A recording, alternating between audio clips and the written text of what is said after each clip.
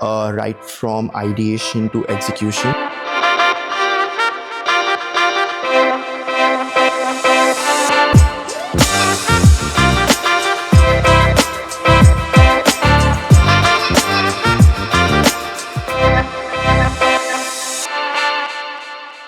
Hi everyone, welcome to another episode of Hash It Out. We have Harshal here with us. Hi Harshal. Hi, John. How are you? Good, how are you? I'm doing great. So thanks for joining us today. I heard you have over 10 years of experience in marketing, so we want to hear about that. Sure. So, first of all, John, thanks for inviting me on your podcast.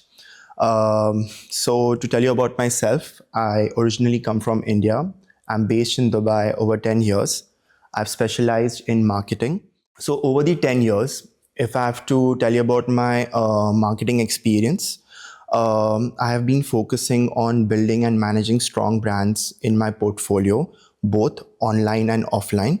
I have implemented 360-degree marketing strategies, right from ideation to execution, because I believe that meeting room discussions need to be translated in actionable strategy. So it's 10 to 20% strategy and 80% execution. That's what I have been doing.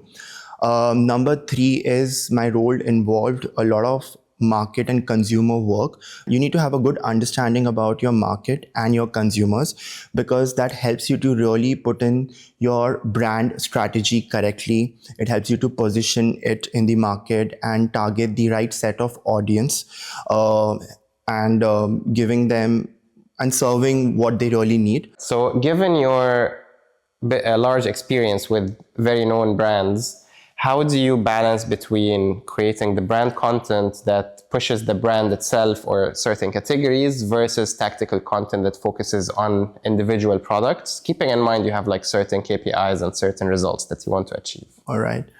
So it's a very good question, and I would like to break my answer in steps. So when we talk about creation of brand content and tactical content, first we need to understand that they are different. You need to understand the point of difference between them. Overall, brand content focuses on a long-term strategy where you are trying to create a brand image and connection with the audience. This is long-term. Whereas tactical content focuses more on short-term actions. That is, it can generate leads, sales, and promotions. Number two, when it comes to brand content focuses on the storytelling aspect, on the inspirational and the lifestyle benefits that you're providing to the target consumers. It involves a work of creating strong visuals, videos, and static posts, which can create a perception which can create a strong perception in the minds of the consumers about your brand. Whereas tactical content focuses more on how you are going to reach to your audience. This can be through promotions, deals. So let's say there's a buy one get one offer, and you promote it on social media. That's tactical content. Then you are running social media ads based on seasonality. Let's say there's Ramadan and there's Eid, and you have a product that you have launched and you are running social media ads. That's tactical content. So that's how first you need to understand the difference. Now, once you understand the difference, you need to focus on the strategy. You need to craft a good strategy, okay? Because when you craft a good strategy, it's going to help you to strengthen your brand image and help you drive double-digit growth. And number three, which is most important, it has to be measurable, because once you measure them, you are going to exactly know how you're driving the results, and you can refine and optimize the strategy. So now, how do you craft a strategy? Number one, I think this is based on an insight. This source is very relevant, and I have been applying it in my work. That either have a 60-40 rule or a 70-30 rule. What I mean by that is, let's say it's a 730 rule. So 70% you focus on brand building and 30% you focus on tactical content. Why? Because focusing too much on tactical content, you can dilute the brand image, looking at more transactional. And if you focus more on the storytelling content or the brand content, then there's a case that you will drive less sales, or you will have less sales conversion compared to what you are really trying to achieve. So there should be a good balance. It could be 70/30 or 60/40. That's number one. Number two is, I think you need to focus on personalizing your content. What do I mean? You have different type of audience on the social media platforms. There is YouTube, there is TikTok, there is Instagram, there is Facebook. Every audience wants to see a different type of content.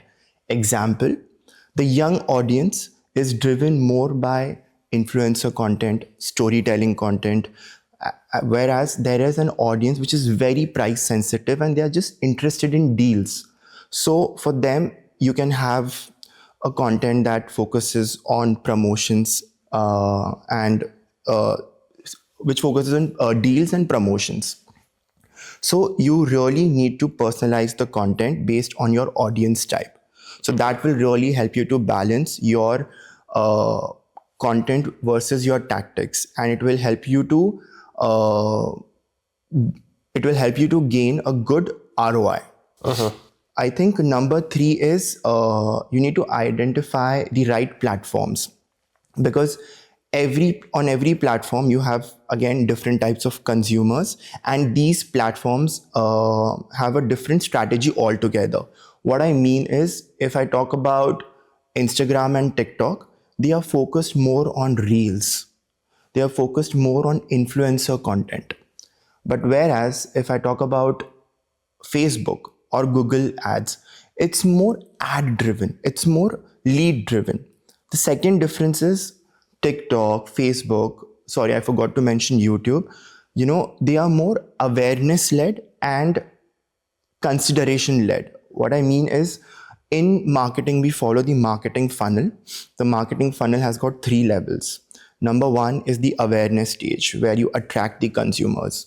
Second is the consideration stage, where you try to put more content out in terms of addressing the consumer pain points and pleasure points, where they get hooked by your brand or by your product. And then there is a conversion stage where you drive sales. So TikTok, Facebook, Instagram, is more awareness and consideration led.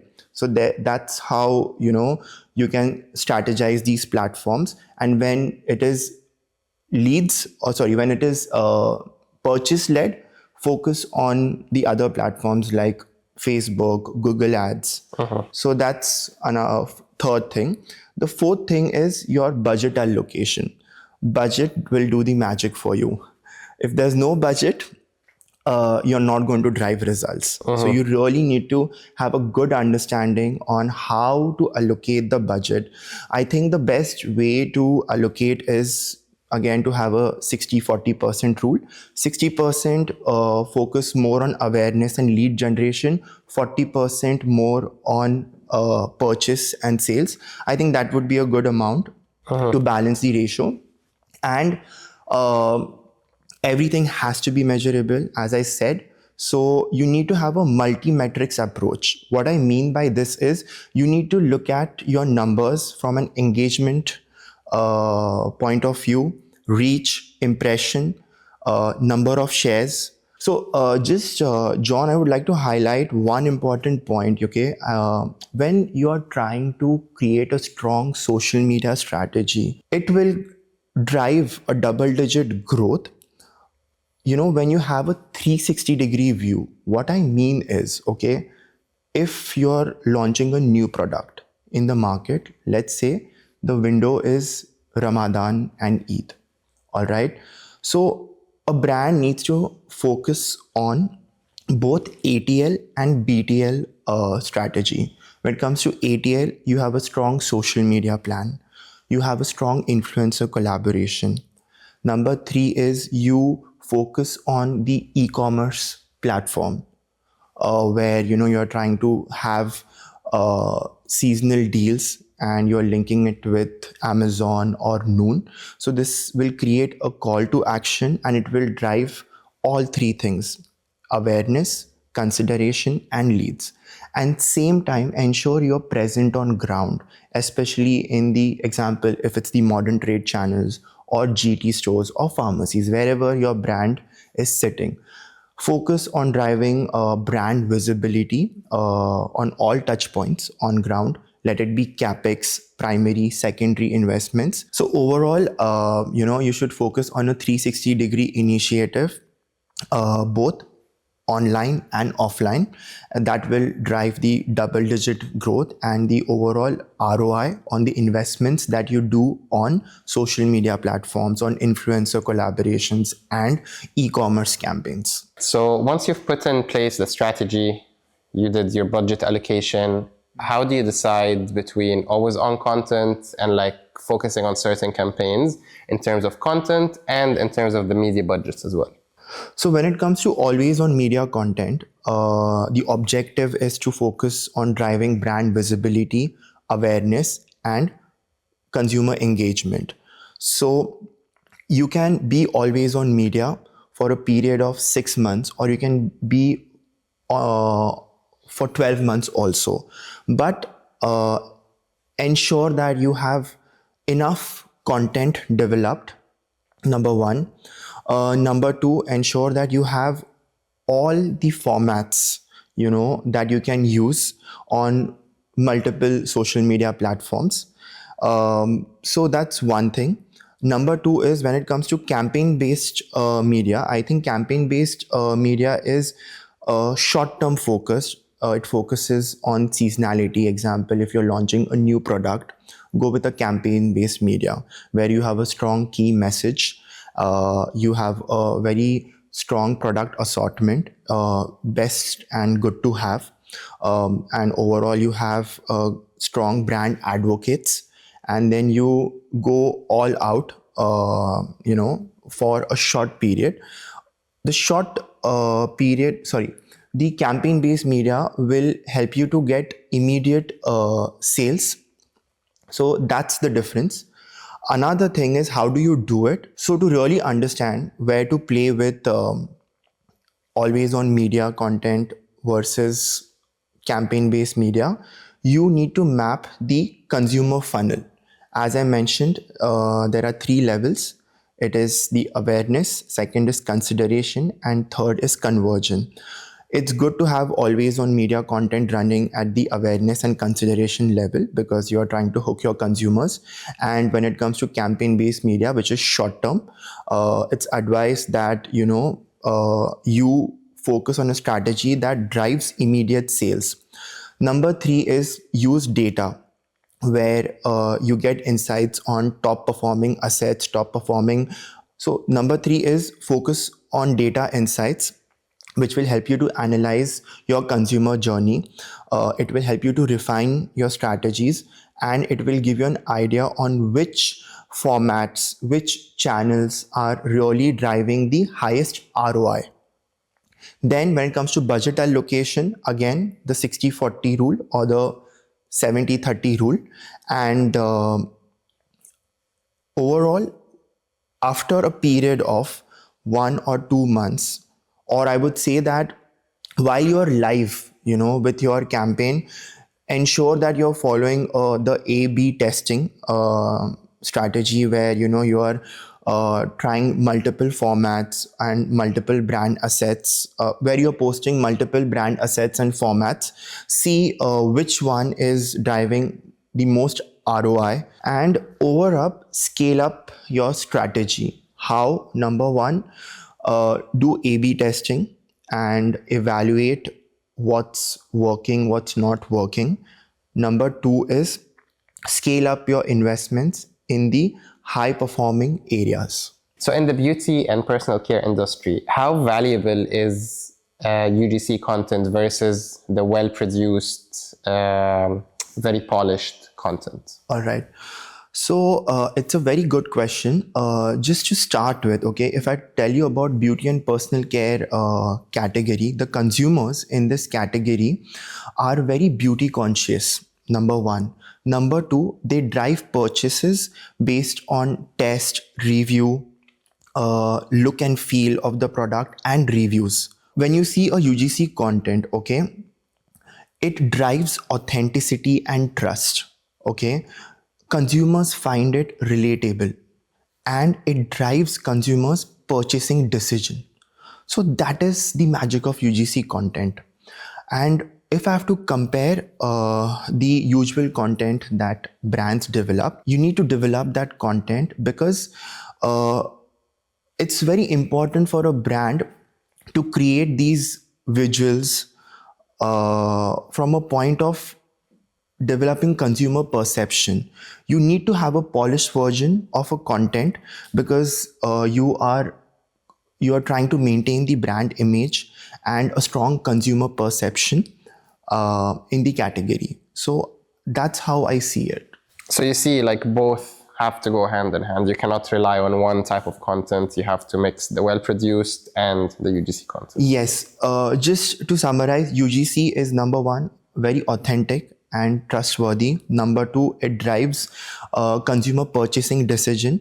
And number three, it's very scalable because it's driving a lot of engagement. Brand content is important from a long-term perspective because you're trying to build the brand image, you're trying to reach out to new consumers. So you need to have that polished version out there, plus you need to have the authentic version also there. Okay, so once you've defined the mix between brand content and UGC content, we get to influencer content. Yes. How do you choose influencers? How do you decide who's the right fit for your brand and their target audience? So number one, you identify the influencers who are authentic and credible within the category. Example, if I am focusing on a skincare category, I would like to have dermatologist. Yeah. So if I'm focusing on a skincare category, I would like to have a dermatologist as my brand advocate. Number two, I will look for influencers in the beauty cosmetic category also. If it is oral care, for example, the best is to collaborate with dentists and again people in the beauty, in the travel, in the lifestyle. So number two is look at the influencer's social media platform. That will give you an idea that where they are active most of the time, whether it is IG, TikTok or Snapchat. Ensure that the influencer followers match the brand target audience. Number four is to evaluate the influencer's content in terms of whether it aligns with the brand values. That's how you look at influencers. Most important point is check their reputation and past collaborations just to avoid any conflicts. High engagement rate can tell you that the influencers followers or the audience are likely to be more positive on her profile. As I said, everything needs to be measurable. So it's very important to analyze influencers' KPIs in terms of impressions, reach, engagement rate, and the number of followers. Ensure that the brand content which is created is used for promotions later. So what I mean is when you are live with an influencer campaign where they are posting reels, stories, okay, ensure that you collect it, keep it in an asset bank and post the influencer campaign, convert these assets into digital ads. You can call it 6 seconders or you can call it 15 seconders and drive these assets in order to be always on media campaigns. Okay. And for the last question, what's your prediction for 2025 when it comes to social media? So when it comes to the predictions for 2025, I think the world is talking about it and it's not hidden. So of course, it's the AI. You can already see AI is being used by a lot of influencers and content creators. But in 2025, you will see another space of AI in social media where you will have virtual influencers out there. Number two is it's going to be overall AI generated content. So it will be very interesting to see the space. Also, when I was reading an article recently, I saw that the changes that are going to take place, few of them which I know. Number one, hashtags are going to be replaced by SEO keywords, and where AI is going to be very influential. Number two is when it comes to the real time, a good amount of real time is expected to be between 3 to 30 seconds. And number three, your views are going to be replaced by watch time. So overall, when you talk about views, we look at it tells you the reach, that your views tell you the reach. But now if you're going to see the number, the amount of watch time, then I think social media is going towards understanding the engagement rate. So I think these are the predictions, and it's going to be interesting to see the space there. Perfect. Thanks a lot, Harshal, for the insightful answers, and thanks for joining us today. And thanks you guys for watching.